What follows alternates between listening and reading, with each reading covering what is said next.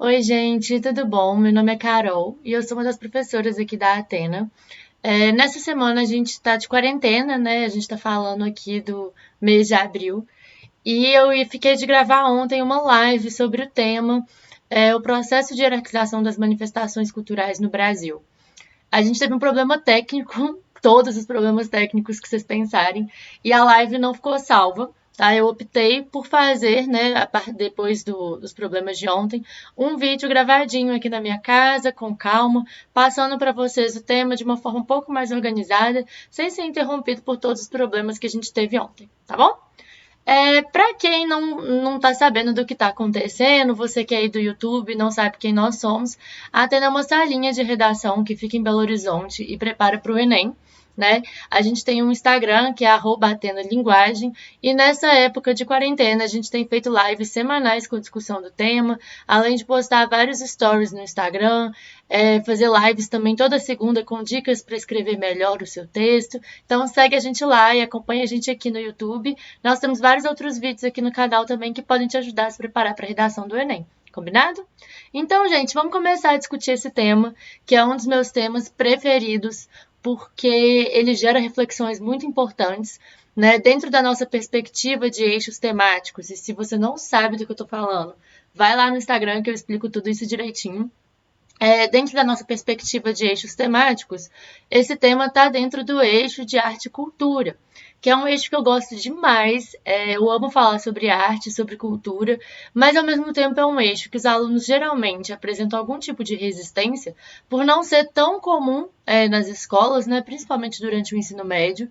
É comum na tradição escolar brasileira um abandono das artes no ensino médio. Então, os alunos têm menos familiaridade, geralmente, então apresentam mais resistência com esse tipo de assunto. Por isso que eu gosto muito de trazer esse tipo de discussão para vocês. Então, vamos lá, começando sobre o processo de hierarquização das manifestações culturais no Brasil. Gente, vou aproveitar aqui para falar que na legenda aqui do vídeo vai ter um link para você baixar um mapa mental que eu fiz especialmente para esse tema, que resume bem as ideias que vão ser tratadas aqui no vídeo. Ainda assim, é muito importante você acompanhar o vídeo até o final para entender de forma mais aprofundada as ideias que vão estar esquematizadas por lá, tudo bem? O mapa mental também vai estar disponível lá no nosso Instagram. Então, vamos lá. Gente, quando a gente pensa no tema, o processo de hierarquização das manifestações culturais no Brasil, a gente vai ter que parar para fazer uma análise, né, desse processo. Se eu estou falando em processo, eu estou necessariamente trazendo um componente histórico para a minha discussão, porque o próprio tema já me diz que isso não é algo pontual, contemporâneo e presente apenas, mas se dá a partir de um processo de construção dessa hierarquização. Né? Então, eu queria voltar com vocês um pouco sobre a formação de identidade do nosso país, a formação cultural do nosso país.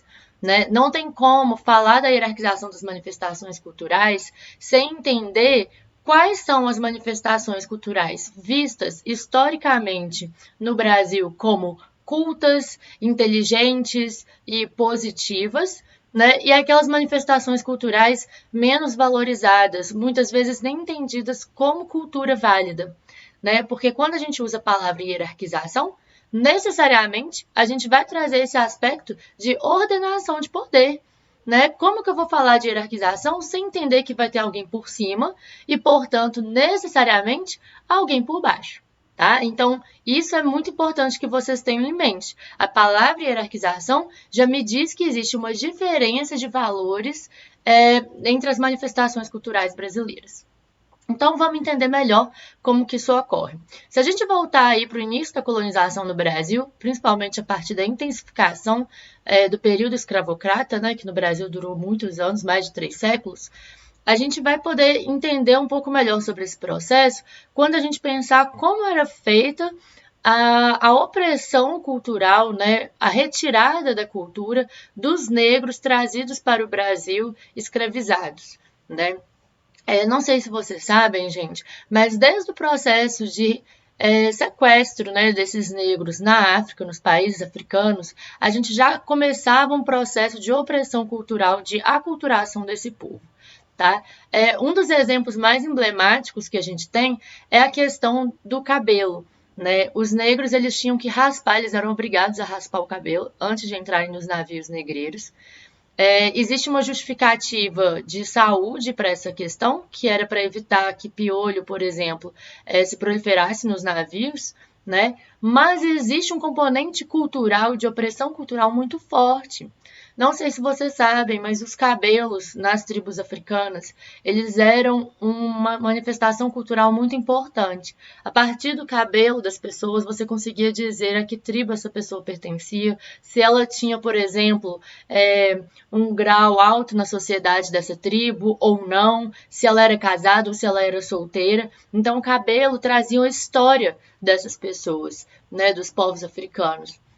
Então, esse processo de raspagem do cabelo, já no momento de entrar no navio, a gente vai ter aí como um primeiro processo de opressão cultural, tá? E aí a gente vai fazer um paralelo muito interessante para o tempo atual, gente. Quem está aí acompanhando o BBB 2020, né? Aconteceu recentemente um episódio no Big Brother em que alguns participantes ridicularizaram o pente que o Babu, né? O Babu é um participante do Big Brother que é negro, ele tem um cabelo afro, o pente que ele usava, que é um pente garfo. Eu não sei se vocês já viram.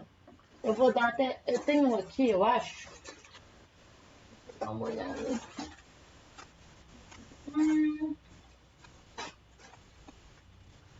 Gente, não tô achando. Mas enfim, eu tenho um pente desse aqui em casa, né? Por ter o cabelo cacheado, pra mim também ajuda bastante. Mas ele é um pente muito característico dos cabelos crespos, né? É um pente garfo. E o pente garfo, ele é utilizado desde o Antigo Egito, né? Já no Antigo Egito, a população do Antigo Egito tinha um cabelo caracteristicamente crespo, muitos, né?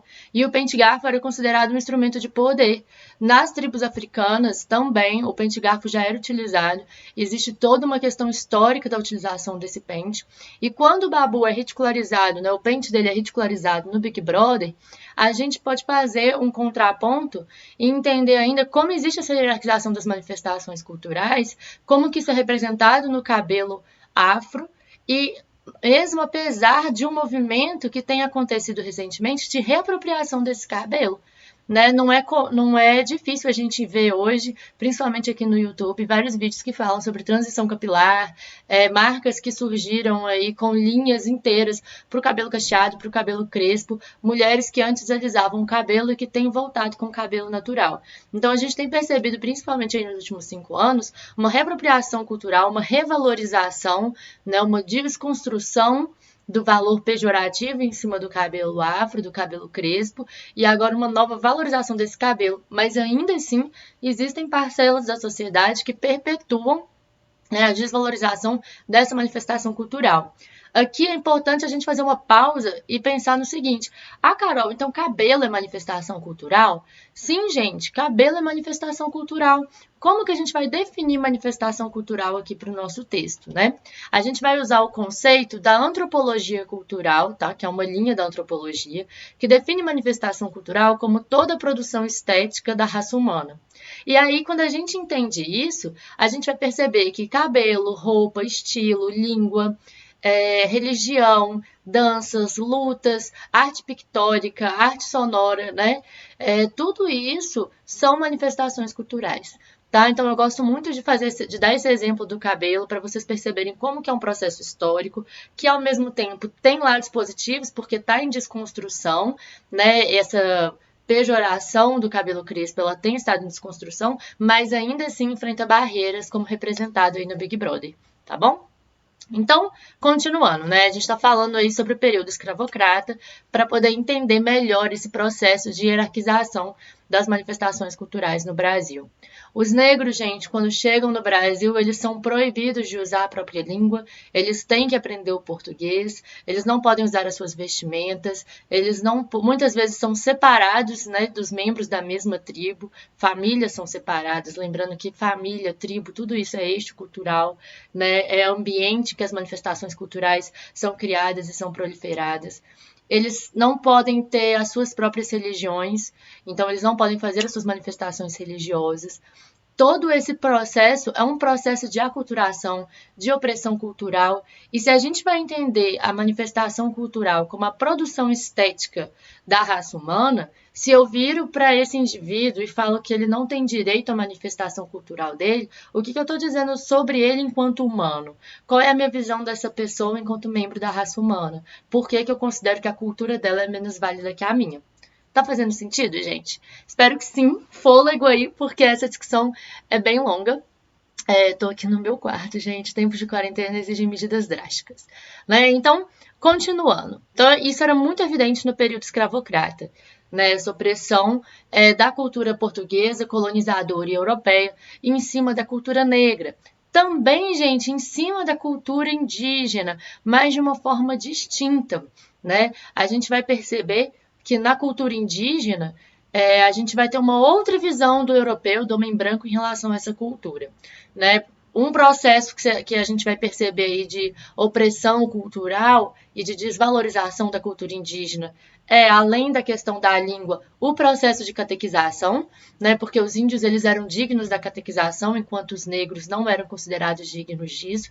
Então, a catequização ela é um processo de opressão cultural, de desvalorização das manifestações culturais indígenas, e essa visão sempre muito primitivista do índio, né? O índio como aquele ser muito puro, muito primitivo, que perpetua de alguma forma até hoje. Se a gente for ver, por exemplo, tudo quanto é arte indígena, a gente tende a chamar de artesanato, né? O artesanato indígena. Por que não é arte, né? Qual que é esse conceito de arte? Essa purificação que a gente faz desse conceito como se ele fosse algo inatingível. Então, tudo isso a gente vai refletir ainda um pouquinho mais sobre. Por que eu estou fazendo toda essa reconstrução com vocês? Para vocês entenderem que a hierarquização cultural que a gente observa hoje no Brasil, ela não é aleatória. Ela não é à toa, tá? O que eu preciso que a gente reflita aqui é quem define qual é a boa cultura. Quem define qual é a cultura digna de valor? Qual é a cultura culta, a cultura canônica? Né? A gente vai ter muito encontro com essa palavra. Canônico é um sinônimo de clássico, né? O cânone mundial, por exemplo, o cânone brasileiro. O que é o cânone? É aquela produção cultural e artística considerada atemporal, né? Assim, representante do mundo, representante daquela nação de uma qualidade altíssima e que deve ser exaltada, deve ser aprendida, deve ser ensinada. Vamos pensar aí sobre, por exemplo, o cânone literário. Vocês estão vendo que eu estou aqui na frente da minha estante, né? Vamos pensar em cânone literário brasileiro. Quais são os autores negros que vocês já leram na escola? Você sabe dizer o nome de um autor negro brasileiro? Você sabia que Machado de Assis era negro? Né? O Machado de Assis, para mim, é um exemplo muito claro desse problema. A gente, obviamente, o Machado de Assis tem uma posição de alto valor na manifestação da cultura, né, na história cultural brasileira. Ele era negro e, na maior parte das vezes, ele é representado como branco, né? Ou então, assim, você não percebe, os traços deles são esbranquiçados nas representações que se faz de Machado de Assis, ou não mencionam isso. Tá? Então, Machado de Assis era negro. Outro caso que a gente tem emblemático, e aí percebam como que a gente consegue pontuar os casos de autores negros reconhecidos no Brasil, tanto que isso é grave. Né? A gente tem o caso da Maria Carolina de Jesus, que é autora do Quarto de Despejo, livro hoje, inclusive, cobrado nos vestibulares de São Paulo, na USP, na Unicamp. A Maria Carolina de Jesus foi recentemente aclamada, reconhecida pela Academia Brasileira de Letras. Foi um reconhecimento tardio, né, muito criticado por muitas pessoas. E aí a gente percebe, continua percebendo essa desvalorização de certas manifestações culturais que eu quero que a gente entenda assim. Quem produz essas manifestações culturais que estão sendo suprimidas, desvalorizadas, inferiorizadas. Ok? Então a gente está tendo aí toda essa discussão em volta do cânone, em volta do que é considerado boa cultura, de quem faz essa definição. E aí a gente pode pensar, por exemplo, sobre o funk, né? Funk, gente, ritmo brasileiro, tradicional brasileiro, nascido na periferia do Rio de Janeiro, né? Muitos de nós escutam, eu escuto, você que está aí me vendo provavelmente escuta e dança funk, mas eu nunca vi alguém se vangloriar por escutar funk. Então, por exemplo, Caetano Veloso, tá? Eu adoro escutar Caetano Veloso, MPB. As pessoas acham culto e chique você desculpa, gente, você conhecer de Caetano Veloso, né? É legal, isso é descolado, é intelectual, né? É igual quem conhece música clássica, por exemplo, Beethoven, Mozart, é chique. E você não vê uma pessoa sendo considerada culta por gostar de funk, não é? E é aí que a gente vai entrar na questão. Não é só gostar, porque gostar muita gente gosta, mas é você valoriza aquilo enquanto uma manifestação cultural de valor complexa, com os seus próprios parâmetros de bom ou ruim. Não se enganem aqui, gente, porque eu não estou querendo dizer que tudo que é produzido culturalmente é bom. Todos os punks são bons, todos as MPBs são boas, não é isso, tá?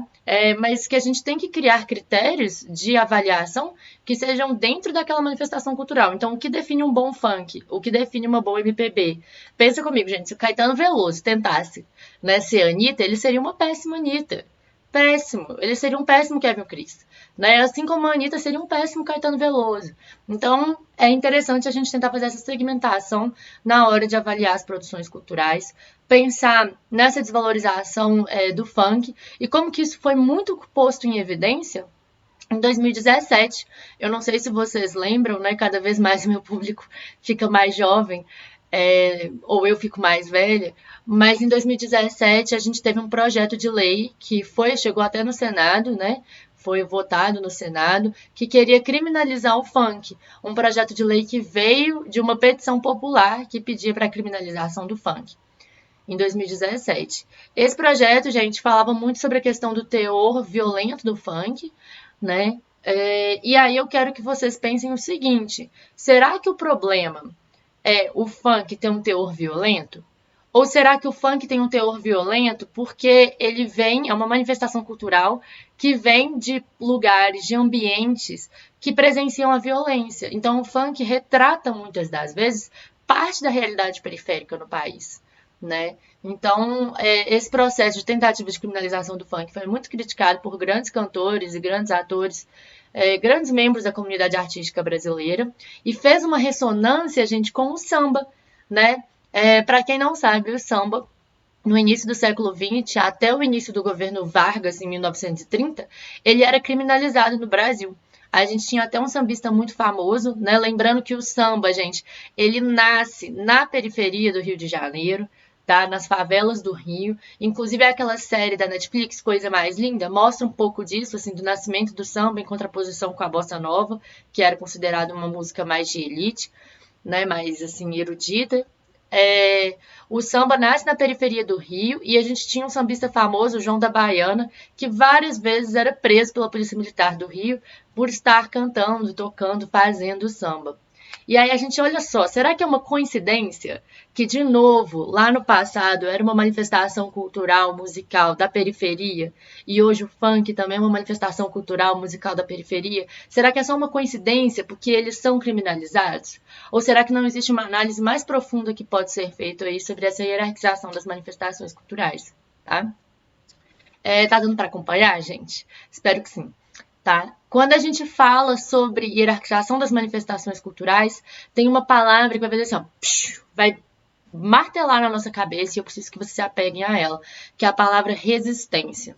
Em um contexto de hierarquização muito opressivo, a gente sempre tem focos de resistência. E a palavra resistência, ela vai definir muitas das manifestações culturais produzidas por esses grupos tradicionalmente oprimidos culturalmente, que vão ter o intuito de afirmar a sua existência, a sua resistência no mundo, né? Porque, como a gente estava dizendo, se manifestação cultural é a produção estética da raça humana, se eu tenho a minha produção negada, isso diz muito. Mas aí se eu me aproprio dessa produção e eu falo, olha, mesmo sem você querer, eu vou produzir sim, eu vou ser um ser que produz cultura, eu vou espalhar a minha cultura, mesmo em um cenário de dominação que me oprime, isso tem muito a ver com resistência, isso é muito forte. Né? E aí a gente vai ter exemplos claros, tanto no passado quanto no presente e em outros países, para exemplificar isso. No passado, gente, a gente vai ter um primeiro movimento cultural muito forte da comunidade negra, né, que é a capoeira. Gente, capoeira, hoje em dia já é bem, né, comum no Brasil. A capoeira ela é inspirada principalmente em danças e lutas angolanas, tá? A raiz dela é principalmente angolana. mas é uma questão de quando os escravos estavam no Brasil, né, os negros escravizados, eles estavam aqui e não podiam praticar luta, obviamente, né, no cenário de escravidão. Então, eles simulavam, ou eles disfarçavam os movimentos de luta com movimentos de dança, né, se tornando aquele gingado característico da capoeira, que vai começar aí principalmente no Pernambuco, e dando essa característica brasileira nova, né, uma produção que veio sim dos negros escravizados no país e que persiste até hoje, né? A gente é um movimento de resistência. Muitos negros eram punidos, açoitados por praticar capoeira. Inclusive, até 1937, a capoeira era crime no Brasil. Gente, vamos pensar sobre isso. A abolição da escravidão foi em 1888. Princesa Isabel assinou lá. Lei da abolição. Em 1937, a capoeira ainda era crime. E ela só deixou de ser crime porque o Getúlio Vargas assistiu uma apresentação de capoeira, gostou muito, pediu para o grupo fazer uma apresentação, inclusive no Palácio do Governo, e aí ele descriminalizou a capoeira. O que isso diz sobre a gente, sabe? Isso é muito, muito sério. Então a capoeira vem aí também como um exemplo dessa hierarquização. Mais exemplos para a gente entender melhor ainda esse cenário. A gente vai ter. Isso, estava só conferindo uma coisa aqui, gente, no computador. A gente vai ter como exemplo também desse processo de hierarquização, né, o hip hop e o rap, né, o hip hop enquanto a manifestação de dança da música cantada, que é o rap, né, ambos vão nascer e vão envelhecer em Nova York entre as décadas de 70 e 80, em bairros principalmente negros de Nova York, né, porque lá nos Estados Unidos a segregação racial também é muito forte, muito explícita, e existe muito também essa segregação geográfica, né? Essa divisão geográfica.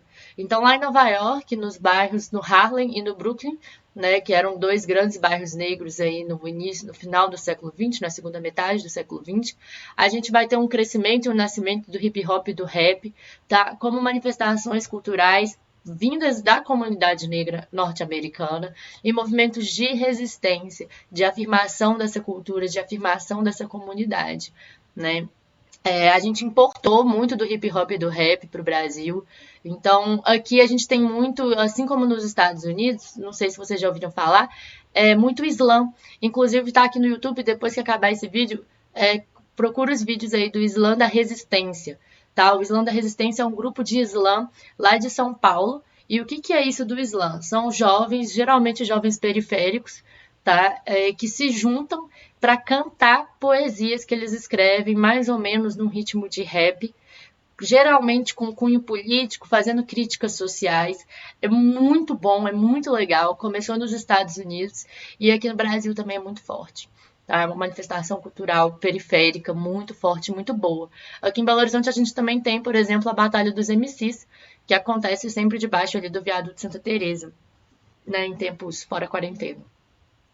Então, gente, estou falando para vocês como que isso se reflete também nos Estados Unidos, como que nos Estados Unidos a gente também vai ter uma marginalização, uma inferiorização da cultura negra, né? Os Estados Unidos que também passou por um período escravocrata muito forte, um período de segregação muito forte, mesmo após o fim da escravidão lá nos Estados Unidos. Então, o hip hop e o rap também eram mal vistos, tá? Quando eles começam. Hoje em dia já é mais aceito, mas ainda assim existe um certo receio, né, gente? Uma certa desvalorização deles enquanto manifestação cultural, apesar de ter ficado cada vez melhor essa aceitação. E aí, falando de hip hop e rap, eu queria discutir com vocês um pouco sobre a questão do grafite e do picho, né? O grafite e o picho vêm aí como manifestações culturais pictóricas, né, imagéticas do movimento do hip hop, tá? O que é grafite, o que é picho, né, gente? São intervenções artísticas feitas na arquitetura urbana. Então, a definição mais certinha, assim, mais objetiva seria essa. E aí é que eu queria conversar com vocês sobre um assunto que eu gosto muito de discutir em sala de aula, gera muito anseio dos alunos, é muito legal, que é o seguinte: qual que é a diferença entre grafite e picho? Eu queria que você pensasse, você que está aí na sua casa, qual é a diferença entre grafite e picho? É o seguinte, Em várias línguas, o inglês e o espanhol, por exemplo, não existe diferença de nome para grafite, o que a gente aqui no Brasil entende como grafite, e o que é entendido como picho, tá? Tudo se chama grafite, certo? E aí a gente tem que entender que a gente só nomeia com palavras diferentes aquilo que a gente vê de forma diferente. Então, por exemplo, os esquimós, uma curiosidade aleatória para você tomar uma água. Os esquimós, eles têm 17 palavras diferentes para a cor branca, né? Aqui a gente deve ter o quê? Umas 3. Branco, off-white, pérola. Se muito. Né? Os esquimós têm 17 palavras diferentes para branco. Por quê? Porque eles vivem principalmente em um mundo congelado, né? Eles vivem no gelo 100% do ano. Então, eles enxergam diferenças nas tonalidades do branco com muito mais facilidade. E por isso nomeiam essas diferenças. O que isso tem a ver com o que a gente está falando? Se aqui no Brasil a gente chama uma coisa de grafite, uma coisa de picho, é porque a gente entende que há uma diferença entre essas manifestações. Qual é essa diferença? Juridicamente falando, legalmente falando, o grafite ele é permitido, ele é legalizado enquanto intervenção na arquitetura urbana, desde que permitido pelo proprietário do muro, do prédio, do que seja que vai ser grafitado. Então ele tem que ser permitido pelo proprietário. O picho, não. O picho é considerado um ato de vandalismo no Brasil, né? Vandalismo ao patrimônio público, ao patrimônio privado. E tem uma questão do picho, gente, que é o seguinte. Muitas vezes os alunos falam assim, grafite é desenho e picho é escrita. Isso é muito facilmente rebatido, né, gente? Porque o grafite muitas vezes tem palavras e o picho, as letras são tão imagéticas que podem ser quase desenhos.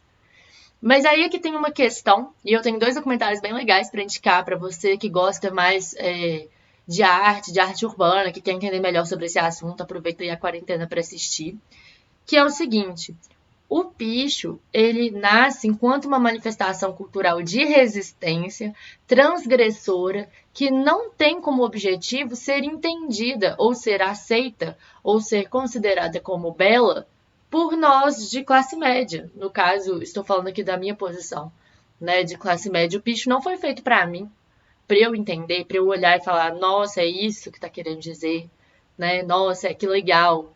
Não foi feito para isso. Na verdade, o que é o movimento do picho? Ele é uma apropriação das cidades, dos centros urbanos, por atores periféricos, né? E quando eu falo atores, a gente está falando aqui de pessoas, indivíduos periféricos, que vão marcar a sua existência. E a gente vai entender muito isso, assim, afirmar a sua existência de, oi, eu estou aqui, eu existo, eu atuo no mundo, esse aqui sou eu, a partir do picho. É por isso, por exemplo, que tem essa competição de ver qual pichador picha mais alto, em qual prédio e etc.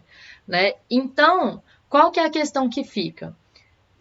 Os pichadores, geralmente, a maior parte deles, né, não gostam, não aceitam pichar em locais permitidos. Porque você perde a característica do picho. O picho permitido, ele ainda assim é picho? Fica aí essa reflexão. Né? Percebam que eu não estou aqui, gente, preocupada com a minha opinião pessoal sobre o assunto. O que eu quero é incitar a reflexão de vocês. Tá? Se o picho tem esse caráter transgressor, se eu pegar uma parede do meu quarto e falar assim, a gente pode pichar aí, ele ainda assim é picho? Sim ou não? Né?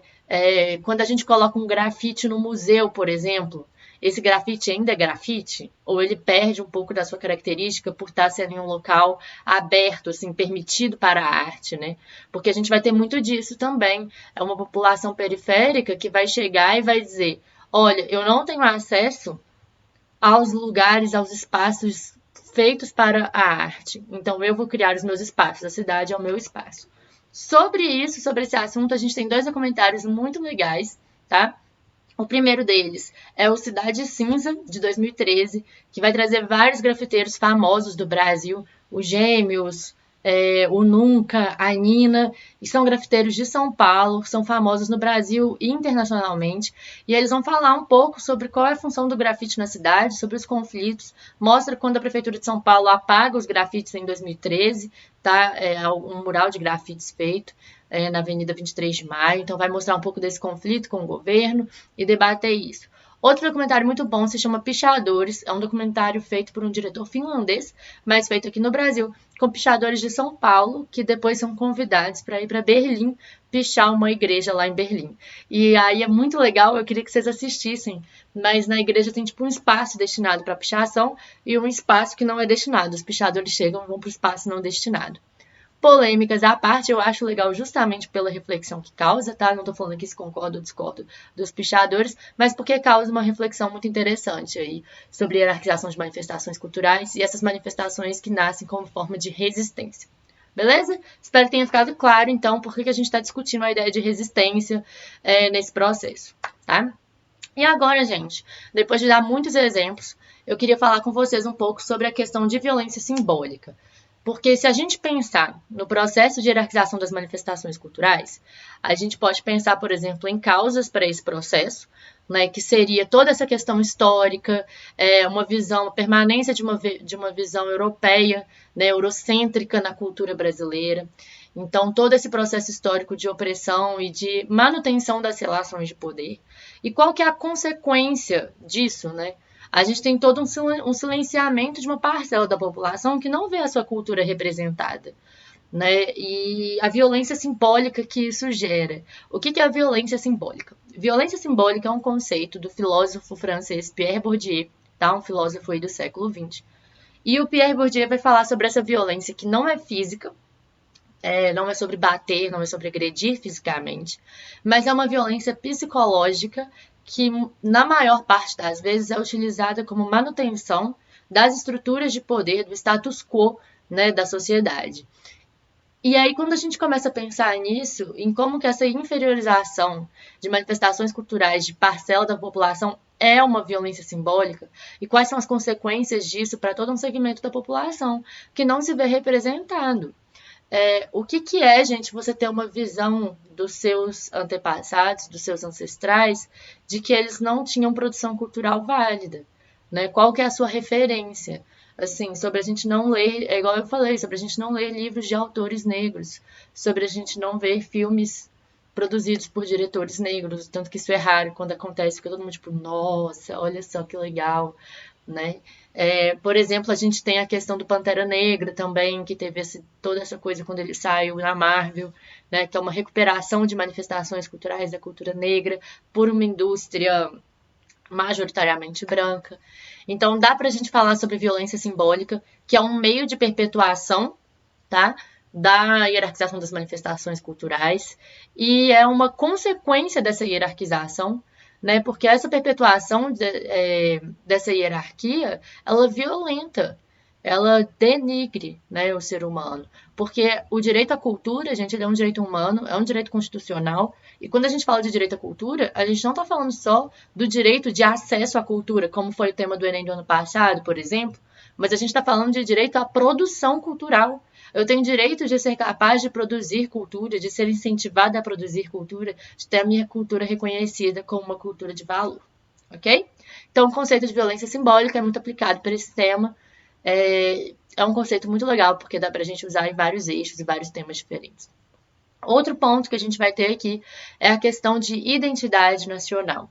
O Nelson Rodrigues, um dramaturgo brasileiro, traz um conceito para a gente, que é o de complexo de vira-lata, né?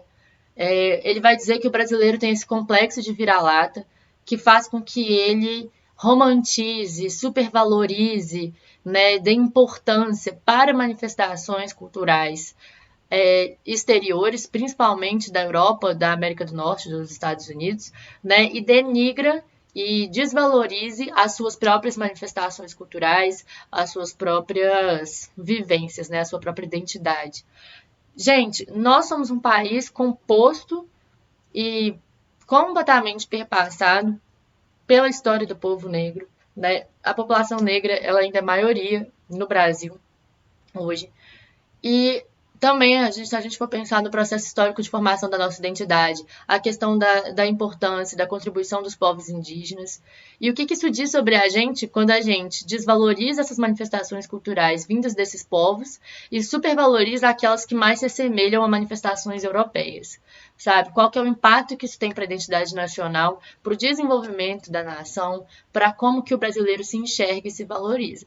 Então também dá para a gente discutir um pouco sobre isso no nosso texto, beleza? A manutenção dessas estruturas de poder, etc. Tá ficando claro, gente? Deixa eu pensar aqui o que é mais que a gente pode discutir. Muita gente pergunta, Carol, como que eu vou desenvolver esse texto? Causa e consequência, contraste, enumeração, qual relação textual é a melhor?